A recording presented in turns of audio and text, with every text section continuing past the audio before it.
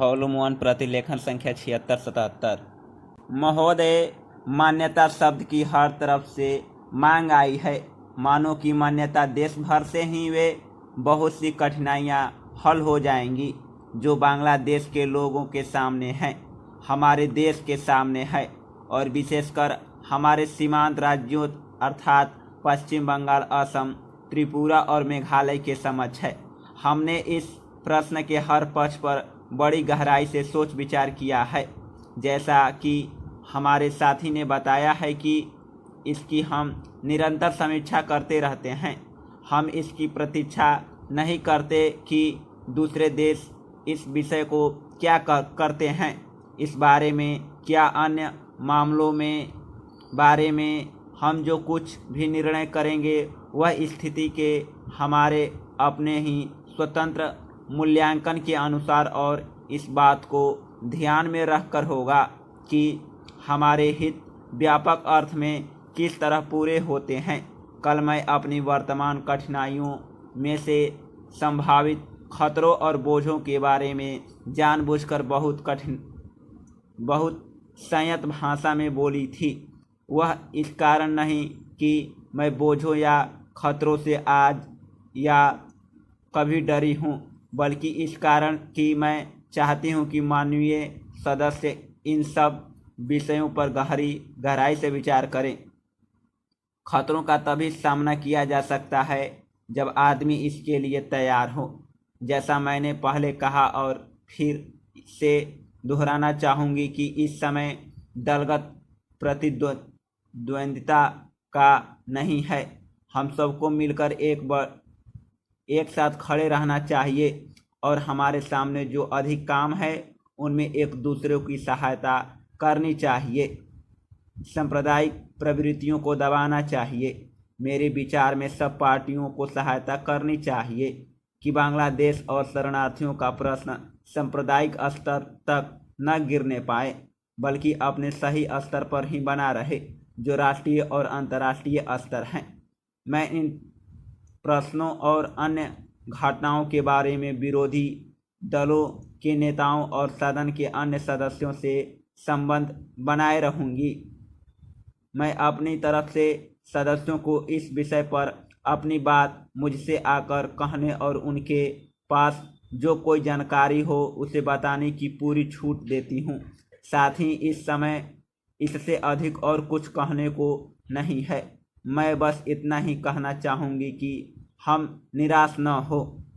हमें अपने और अपने लोगों पर भरोसा होना चाहिए।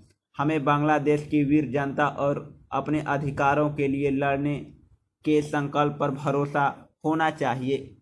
महोदय, इस समय भारतवर्ष के सामने बहुत प्रकार की जटिल समस्याएं हैं और यह ऐसा समय है जब सबसे यह अपेक्षा की जाती है कि आप सदा भारत की सुरक्षा और उसकी उन्नति के लिए कटिबद्ध होंगे। आपको मालूम ही है कि जब से यह प्रश्न हमारे सामने आया है कि भाषा के आधार पर देश की विभिन्न भागों का पुनर्गठन किया जाए, तब से देश में बहुत प्रकार के आंदोलन उठ खड़े हुए हैं।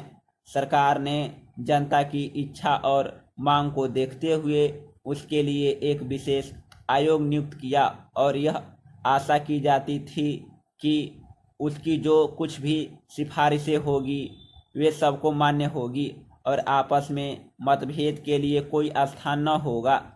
इस संबंध में सरकार ने जो भी निर्णय किए उनमें से अधिकांश निर्णय सर्वसम्मति से ही हुए हैं, परंतु दुख की बात है कि एक दो स्थानों पर मतभेदों ने एक ऐसा रूप ले लिया जो देश के लिए वांछनीय नहीं हो सकता। दुर्भाग्यवश आपका यह क्षेत्र भी उन क्षेत्रों में से एक है।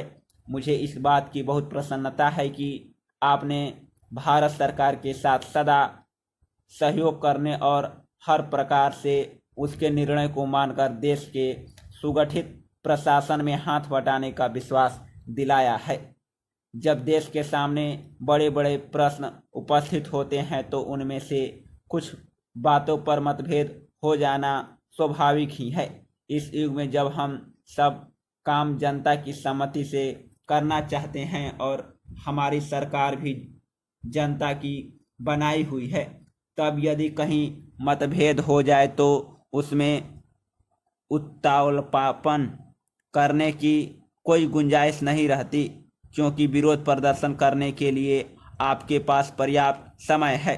परंतु एक चीज़ जो हमको भली भांति जान लेनी चाहिए और जिसके संबंध में किसी प्रकार के मतभेद की गुंजाइश नहीं होनी चाहिए, वह यह है कि चाहे हमारे मतभेद कितने भी अधिक क्यों न हो, उनको सुलझाने का एक ही उपाय है, और वह उपाय है कि इस संबंध में निर्णय आपस में बातचीत करके तथा एक दूसरे को समझा बुझा कर किए जाएं, डंडों और पत्थरों से नहीं।